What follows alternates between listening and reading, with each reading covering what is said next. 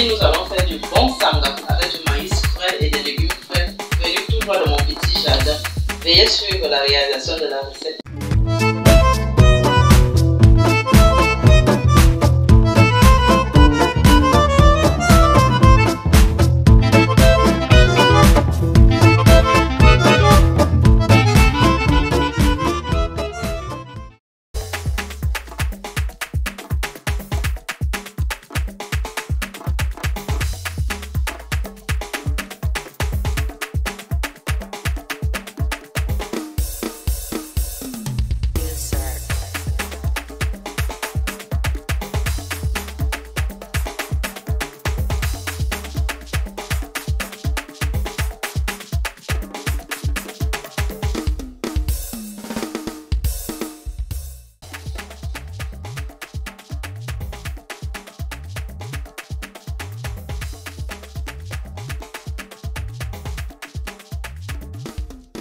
Nous sommes dans notre petit jardin pour casser le maïs de notre sanga. Le sanga de notre maïs bien frais, là on ne va pas faire la cuisine. Le sucre, le maïs sera bien délicieux.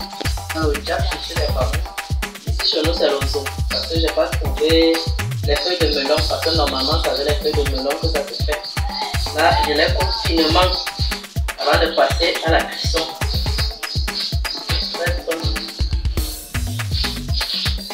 Ok, on a fini de nettoyer notre maïs. Maintenant on va découper chaque épi. Donc avec mon couteau, je n'égrène pas. Je coupe les graines au milieu. Au milieu. Ça c'est le premier tour. Après je passe au deuxième tour. Deuxième tour, je prends la fin de la graine. Sinon ça va donner des gros morceaux. Et là ce n'est plus du sanga. En partant on appelle ça le sapone. Mais ce que moi je veux c'est du sanga. Ok. On va faire comme ça pour tout le maïs. Et après on va passer à la cuisson. Maïs au fond de la marmite parce que ça prend un peu plus de temps à cuire que les autres ingrédients. Dès que j'ai fini de placer le maïs au fond, je vais verser les légumes au-dessus. Je n'ai plus relavé les légumes parce que je les ai lavés avant de découper. Maintenant que je les ai découpés, je mets dans la marmite de peur de perdre tout le jus même de mes légumes. Je vais verser la totalité pour recouvrir le maïs qui est au fond.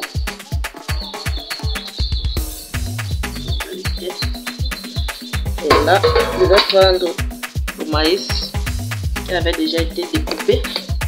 C'est ça que je verse au-dessus en évitant que ça prenne le fond ou encore les bords.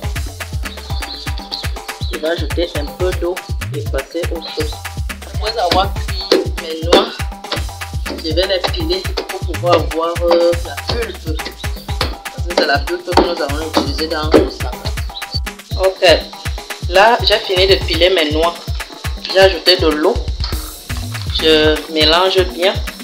Je remue bien pour extraire tout le jus. Je retire les palmistes. Je vais casser plus tard pour faire l'huile de palmiste, on ne jette rien. Les fibres également, je vais les exposer au soleil. Ça va m'aider à souvent allumer le feu. La pulpe, je vais la passer à une passoire pour extraire le jus qui sera mélangé à mes légumes afin d'avoir mon sanga. Ok, nos légumes et le maïs sont cuits. Nous allons ajouter la soupe de noix. J'ai placé la passoire sur la marmite avec la soupe de noix. Il faut bien remplir.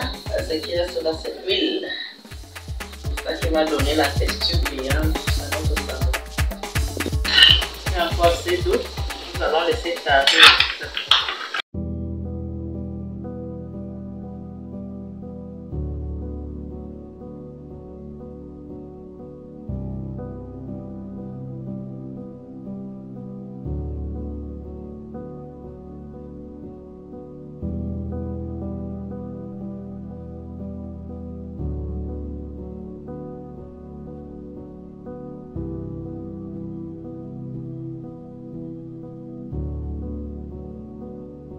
Votre plat de sanga est donc prêt à être dégusté.